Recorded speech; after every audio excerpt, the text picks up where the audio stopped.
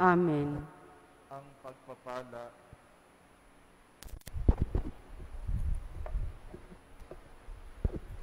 Ang pagpapala ng ating Panginoong Jesucristo, ang pag-ibig ng Diyos Ama, at may pagkaisa ng Espiritu Santo naway sumainyong lahat.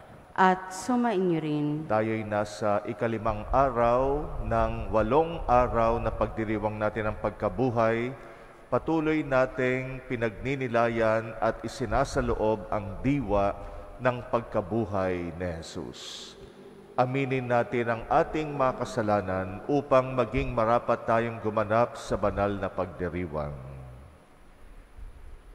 Panginoong Jesus, Ikaw ang aming buhay at muling pagkabuhay. Panginoon, kaawaan mo kami. Panginoon, kaawaan mo kami. Panginoong Jesus, Ikaw ang aming pag-asa at kagalakan. Kristo, kaawaan mo kami. Kristo, kaawaan mo kami. Panginoong Jesus, Ikaw ang aming kaliwanagan. Panginoon, kaawaan mo kami. Panginoon, kaawaan mo kami. Kaawaan tayo ng makapangyarihang Diyos, patawarin tayo sa ating mga kasalanan, at patnubayan tayo sa buhay na walang hanggan. Amen. Luwalhatiin natin ang Diyos.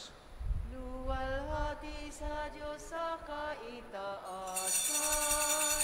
Sa loob sa lupa ay kapayapaan. Pinupuri ka at ipinagdarangal. Sinasamba ka dahil sa dakila mong kalwalhatian. Panginoong aming Diyos, Hari ng langit, Amang makapangyarihan, Panginoong Hesukristo, bugtong na anak ng Diyos, Kordero ng Ama, Ikaw na nag-aalis ng mga kasalanan ng sanlibutan. Tanggapin mo ang aming kahilingan, Ikaw na naluluklok sa kanan ng Ama.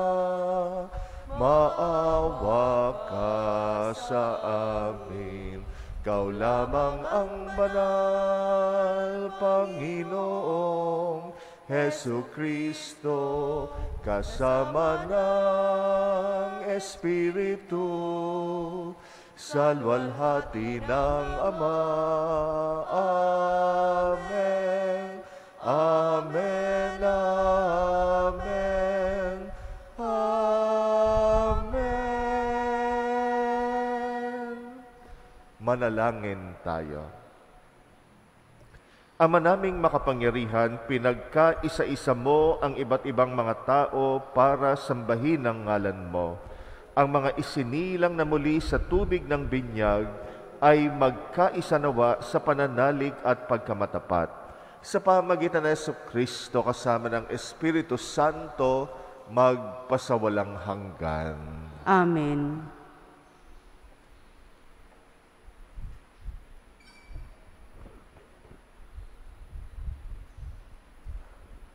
Pagbasa mula sa mga gawa ng mga apostol. Noong mga araw na iyon, samantalang nakahawak ang pinagaling nila Pedro at Juan sa kanila sa may portiko ni Solomon. Patakbong lumapit sa kanila ang mga taong takang-taka sa nangyari. Pagkakita ni Pedro sa mga tao, kanyang sinabi, "Mga Israelita, bakit kayo nanggigilalas sa mga nangyaring ito? Bakit ninyo kami tinitignan ng ganyan? Akala ba ninyo'y napalakad namin siya sa pamamagitan ng sarili naming kapangyarihan? O kaya'y dahil sa aming kabanalan?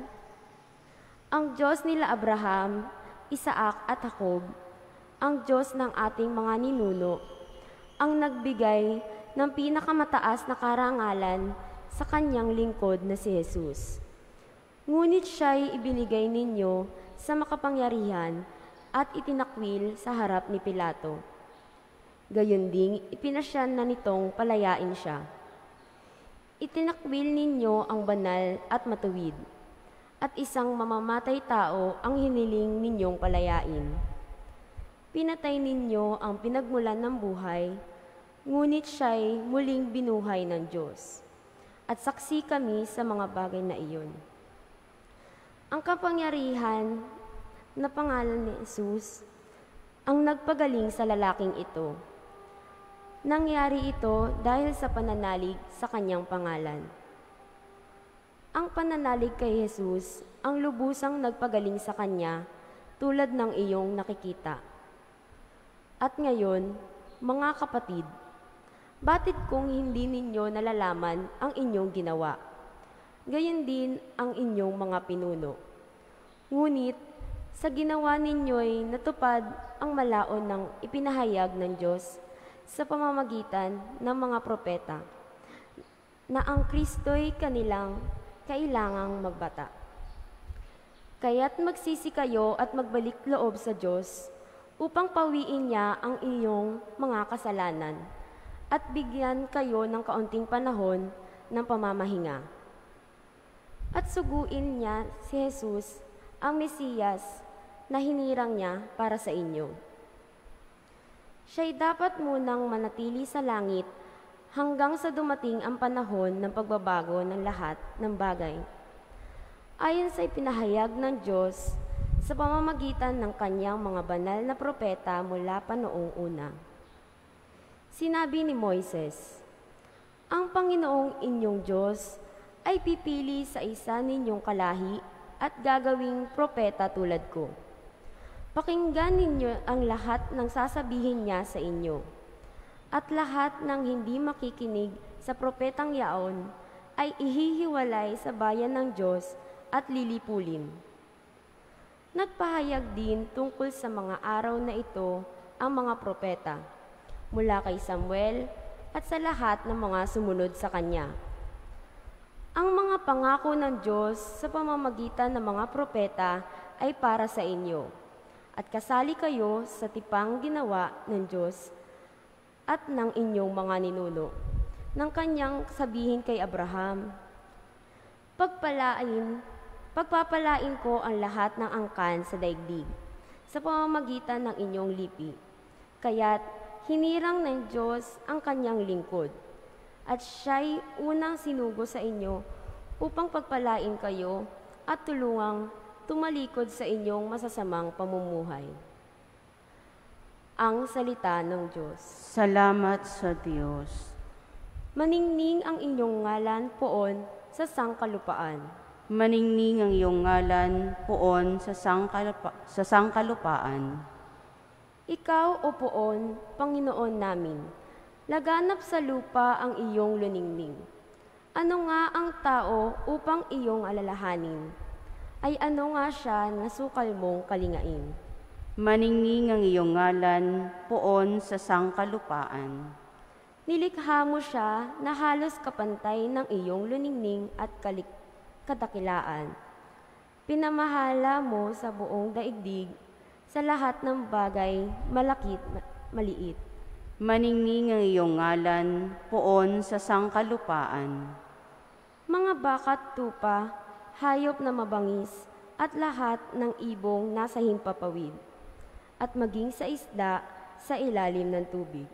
Maningning ang iyong ngalan poon sa sangkalupaan.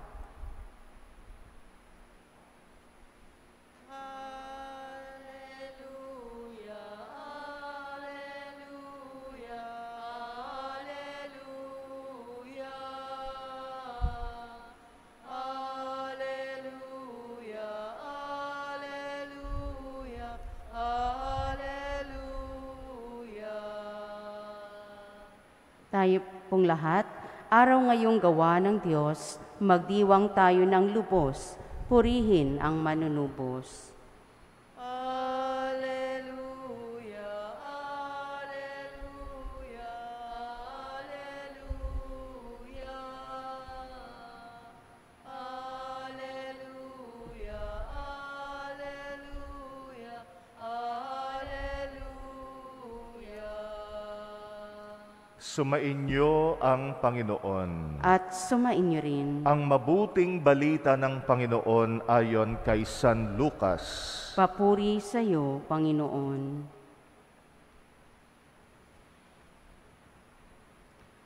Noong panahong iyon, samantalang isinasalaysay ng mga alagad ni Jesus ang nangyari sa daan at kung paano nila siyang nakilala nang pagpira-pirasohin niya ang tinapay, si Jesus ay tumayo sa gitna nila. Sumainyo ang kapayapaan, sabi niya sa kanila. Ngunit nagulat sila at natakot sapagkat akala nila'y multo ang nasa harapan nila. Kaya't sinabi ni Jesus sa kanila, "Ano't kayo'y nagugulumihanan? Bakit nag-aalinlangan pa kayo? Tingnan ninyo ang aking kamay at paa. Ako nga ito. Hipuin ninyo ako at pagmasdan. Ang multo ay walang laman at buto, ngunit ako'y mayroon, tulad ng nakikita ninyo." At pagkasabi nito, ipinakita niya sa kanila ang kanyang mga kamay at mga paa. Nang hindi pa rin sila makapaniwala dahil sa malaking galak at pagkamangha, tinanong sila ni Jesus, "May makakain ba riyan?" Siya'y binigyan nila ng kaputol na isdang inihaw. Kinuha niya ito at kinain sa harapan nila. Pagkatapos, sinabi sa mga alagad, "Ito ang tinutukoy ko nang sabihin ko sa inyo, nung kasama pa ninyo ako, dapat matupad ang lahat ng nasusulat tungkol sa akin sa kautusan ni Moises, sa mga aklat ng mga propeta, at sa aklat ng mga awit." At binuksan niya ang kanilang mga pag-iisip upang maunawaan nila ang mga kasulatan. Sinabi niya sa kanila, "Ganito ang nasusulat. Kinakailangang magbata ng hirap at mamatay ang Mesiyas at muling mabuhay sa ikatlong araw. Sa kanyang pangalan, ang pagsisisi at kapatawaran ng mga kasalanan ay dapat ipangaral sa lahat ng bansa, magmula sa Jerusalem. Kayo ang mga saksi sa mga bagay na ito." Ang mabuting balita ng Panginoon. Pinupuri ka namin, Panginoong Hesukristo.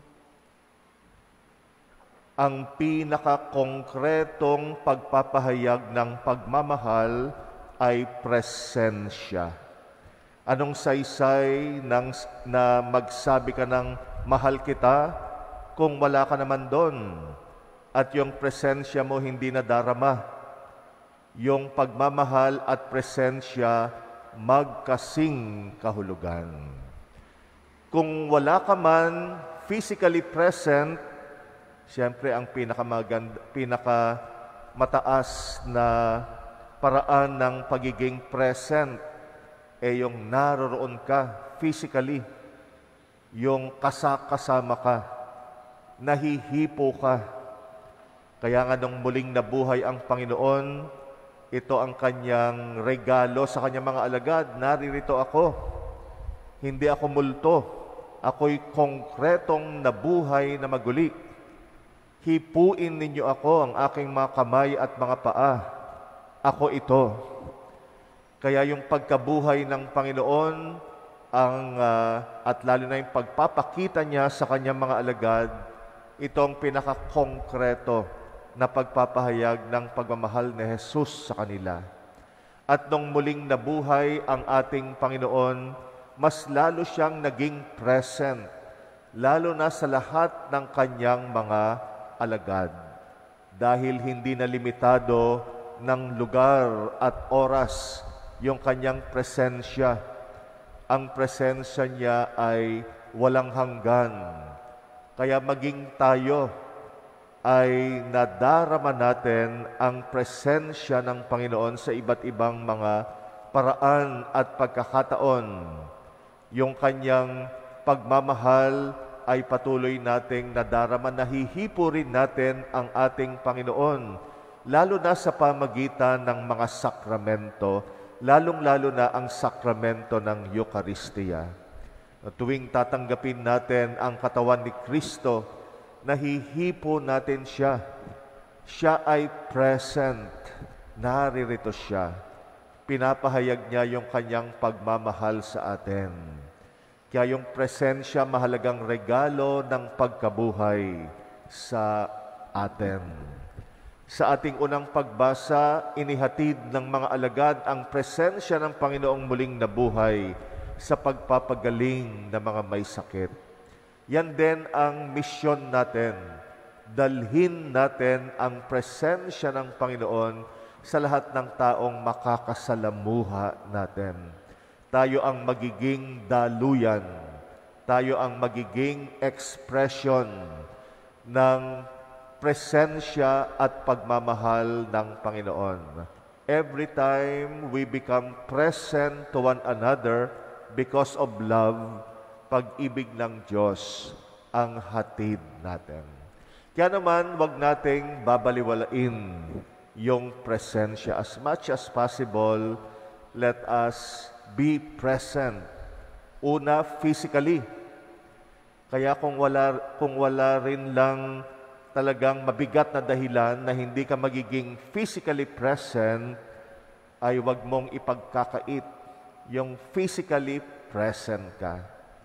Kaming mga pare, yan din ang hinahanap ninyo sa amin. Yung physical presence ng inyong mga pare, di ba? Kung merong unang reklamo ang mga parokyano sa pare, si Father laging wala. Si Father di namin mahagilap. Kaya nga lalo na kami kumakatawan sa presensya ng Panginoon sa komunidad. Kaya nga hamon sa amin at misyon namin na maihatid ang presensya ng Panginoon as much as possible physically. Yung physically naroon ka, nahihipo ka. Kung hindi man physically, marami ring ibang paraan na maipadama ang presensya. Kung hindi makukuhang maging physically present ka, maraming mga expressions para maipadama na present ka. Kahit na magkakalayo tayo, sa mga mag-asawa halimbawa, mahalaga yung kung nasa malayong lugar yung asawa mo, at least everyday ma-text mo siya. Kaya nga pag hindi mo na-text, buong maghapon lumipas, di mo man lang na-text, malaking bagay yon, malaking kawalan. Kaya at least, siguro yung mga modern technology natin, gamitin natin para maipadama yung presensya. At marami pang ibang paraan ng pagpapadama ng presensya kung hindi ka man magiging physically present. Pero ang bottom line, presensya. Yan ang pinakapagpapahayag ng pagmamahal. Ang presensya ay kasing kahulugan ng pagmamahal. At kung tayo ay magmamahal, maging handa kang maging present sa iyong minamahal. Ang Panginoon laging present sa atin. At kung tayo man bilang mga alagad ng Panginoon, may regalo sa lahat ng tao, ito yung ihatid natin, ang mahal niyang presensya sa iba't ibang paraan. Lalo na yung pagmamahal natin. Yun ang magiging expression ng pagmamahal ng Diyos. Yung salita ng Diyos na pinapangaral natin at binabahagi, yan din ay magandang expression at paghahatid ng presensya ng Panginoon. Kaya siguraduhin natin na naihahatid natin ang mahal na presensya ng Panginoon sa lahat ng taong ating nakakasalamuha.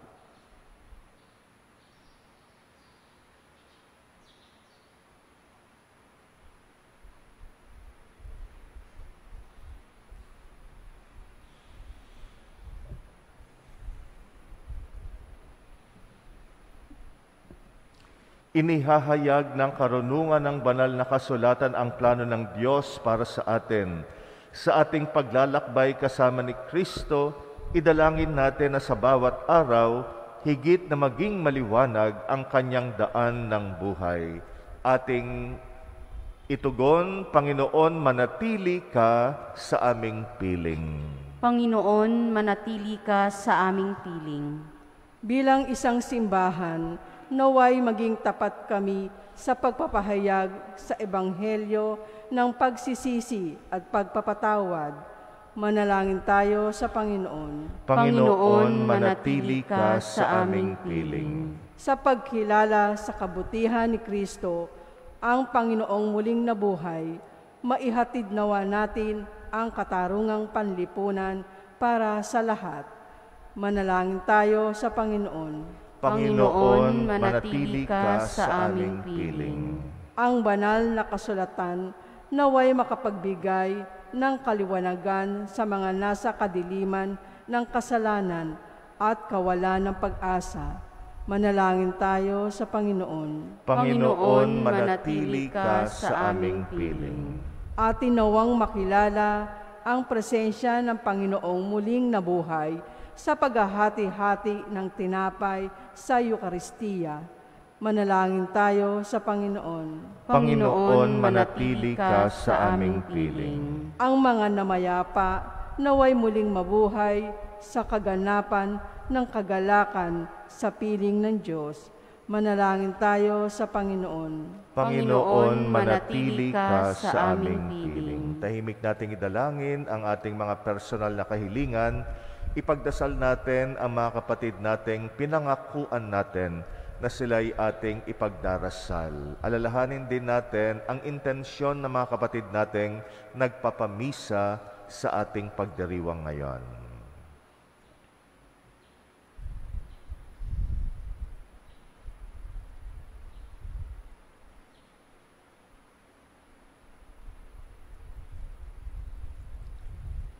Panginoon, patuloy mong ipadamas sa amin ang mahal mong presensya sapagkat ikaw ay buhay.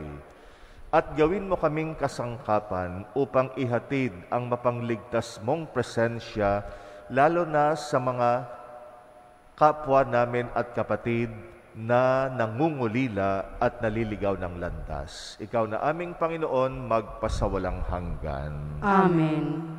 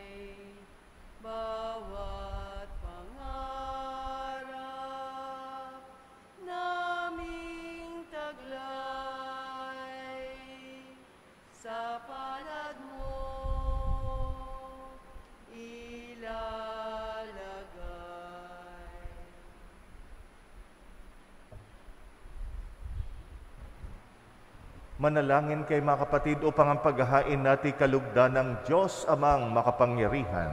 Tanggapin nawa ng Panginoon itong paghahain sa iyong mga kamay, sa kapurihan niya at karangalan, sa ating kapakinabangan at sa buong sambayanan niyang banal. Ama naming lumikha, kalugdan mo tanggapin ang aming mga alay na ngayon inihahain para sa mga hinirang upang ang mga niloob mong mabinyagan ay magkamit ng iyong tulong ngayon at kailanman sa pamagitan ni Jesucristo, kasama ng Espiritu Santo magpasawalang hanggan. Amen. Sumainyo ang Panginoon. At sumainyo rin. Itaas sa Diyos ang inyong puso at diwa. Tinaas na namin sa Panginoon. Pasalamatan natin ang Panginoong ating Diyos. Marapat na siya'y pasalamatan. Ama naming makapangyarihan, tunay ngang marapat na ika'y aming pasalamatan, lalo ngayong ipinagdiriwang ang paghahain ng Mesiyas, ang maamong tupa na tumubos sa aming lahat.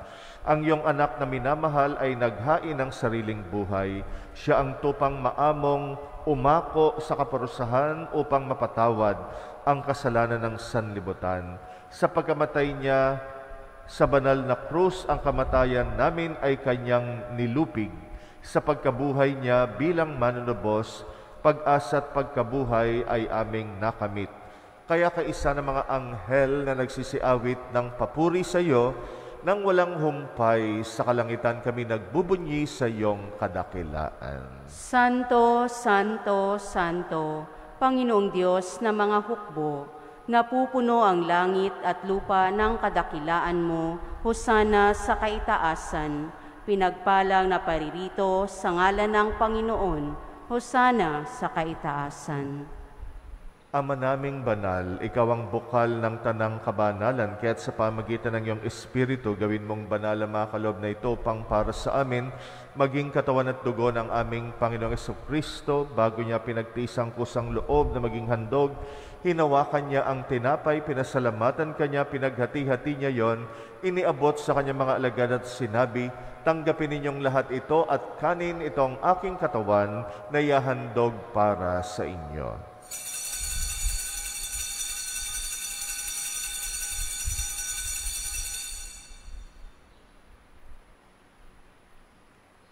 Gayun din naman nang matapos ang hapunan, hinawakan niyang kalis, muli kanyang pinasalamatan, iniabot niyang kalis sa kanyang mga alagad at sinabi, tanggapin ninyong lahat ito at inumin, ito ang kalis ng aking dugo, ng bagot walang hanggang tipan, ang aking dugo na ibubuhos para sa inyo at para sa lahat, sa kapagpapatawad ng mga kasalanan, gawin ninyo ito sa pag-alala sa akin.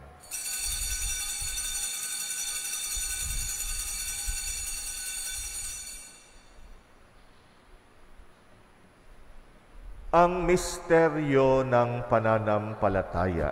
Si Kristo ay gunitain, sarili ay hinihain, bilang pagkait inumin, pinagsasaluhan natin hanggang sa siya'y dumating. Ama, ginagawa namin ngayon ang pag-alala sa pagkamatay at muling pagkabuhay ng iyong anak at inaalay namin sa iyo ang tinapay na nagbibigay buhay at ang kalis na nagkakaloob ng kaligtasan. Kami nagpapasalamat dahil kami yung minarapat tumayo sa harap mo para maglingkod sa iyo. Sinasamo namin kaming magsasalo-salo sa katawan at dugo ni Kristo'y mabuklod sa pagkakaisa sa pamagitan ng Espiritu Santo. Amalingapin mong iyong simbahang laganap sa mong daigdig. Puspusin mo kami sa pag-ibig kaysa ni Francisco na aming Papa at ni Jose na aming Obispo at ng Tanang Kaparian. Alalahanin mo rin ang mga kapatid naming nahimlay na may pag-asang sila'y muling mabubuhay. Gayon din ang lahat ng mga pumanaw. Kawaan mo sila't patuloyin sa iyong kaliwanagan. Kawaan mo at pagindapatin kaming lahat makasalo sa iyong buhay na walang wakas. Kaysa ng mahal na Birheng Maria na ina ng Diyos, ng kabiyak ng puso niyang si San Jose, kaysa ng mga apostol at ang lahat ng mga banal na namuhay dito sa daigdig ng kalugod-lugod sa iyo, maipagdiwang nawa namin ang pagpupuri sa ikrarangal mo sa pamagitan ng iyong anak na aming Panginoong Jesucristo. Sa pamamagitan ni Kristo, kasama niya at sa Kanya, ang lahat ng parangal at papuri ay sa iyo, Diyos Amang makapangyarihan, kasama ng Espiritu Santo, magpasawalang hanggan.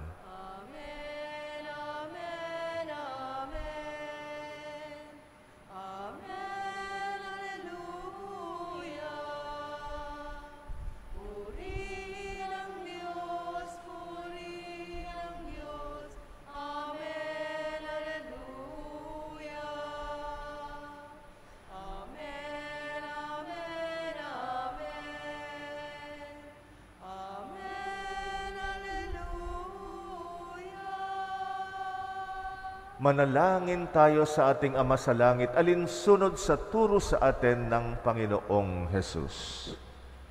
Ama namin, sumasalangit ka, sambahin ang ngalan mo, mapasamin ang kaharian mo, sundin ang loob mo, dito sa lupa para ng sa langit. Bigyan mo kami ngayon ng aming kakanin sa araw-araw, at patawarin mo kami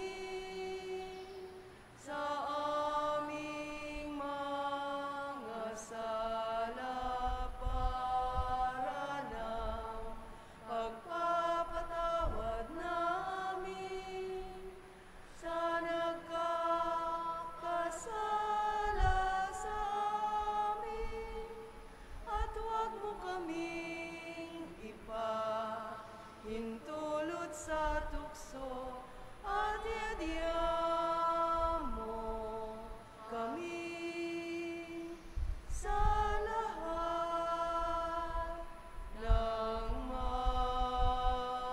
masama.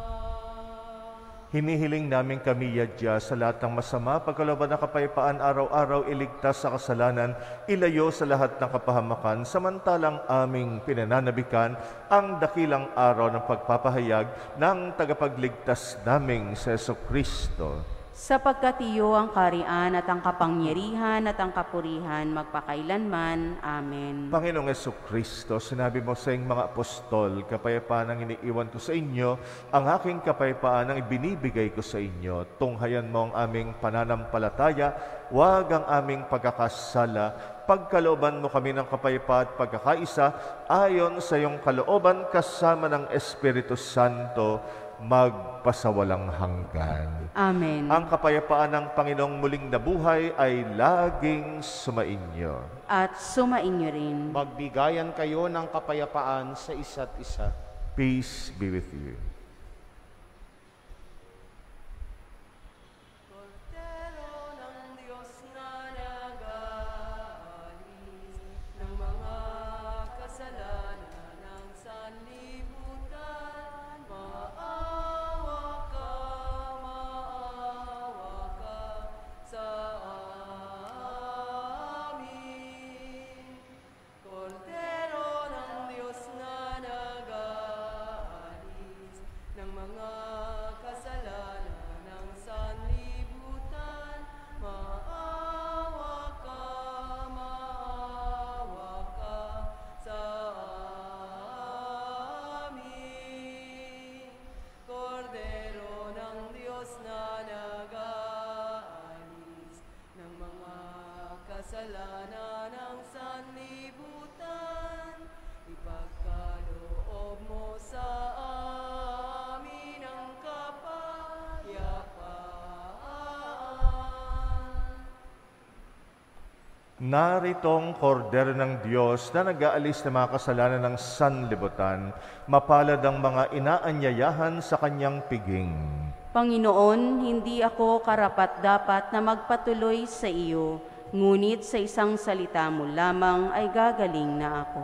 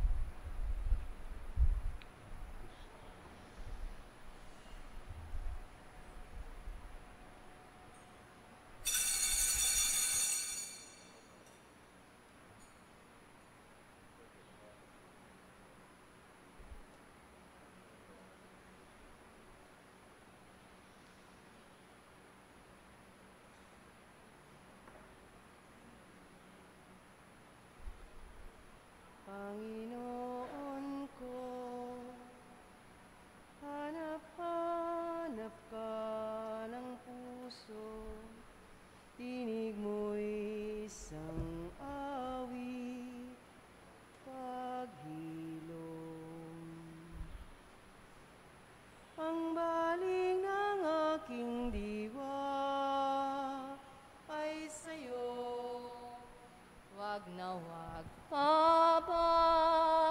pababayang masiphayo. Ikaw ang buntong hininga ng buhay, dulot mo'y kapayapaan, pag-ibig. Panginoon ko, hanap-hanap ka ng pusong dinig mo'y isang awit, paghilom.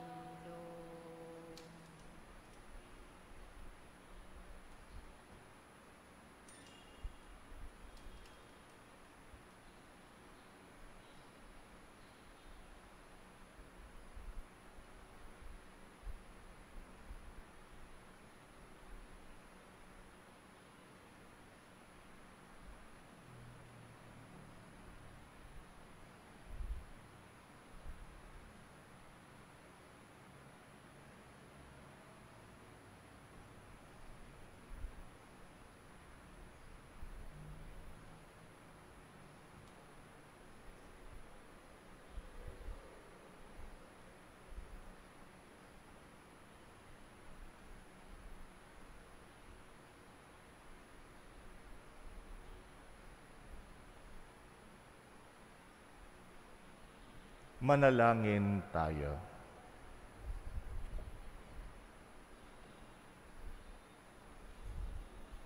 Ama naming mapagmahal, ang aming mga pagluhog ay iyong pakinggan para sa pagkakamit ng iyong tulong sa amin araw-araw at para sa pagkakaloob ng ligayang walang katapusan na pawang idinudulot ng banal na paikinabang sa pagdiriwang ng pagpapalitan ng iyong bigay at aming alay sa pamagitan ng Jesucristo kasama ng Espiritu Santo magpasawalang hanggan. Amen. May inyong Panginoon At sumainyo at rin. pagpalain kayo ng makapangyarihang Diyos, Ama at Anak at Espiritu Santo. Amen. Humayo kayong taglay ang kapayapaan ni Kristo. Aleluya, aleluya. Salamat sa Diyos. Aleluya, Aleluya. aleluya. Palakpakan natin ang Panginoon.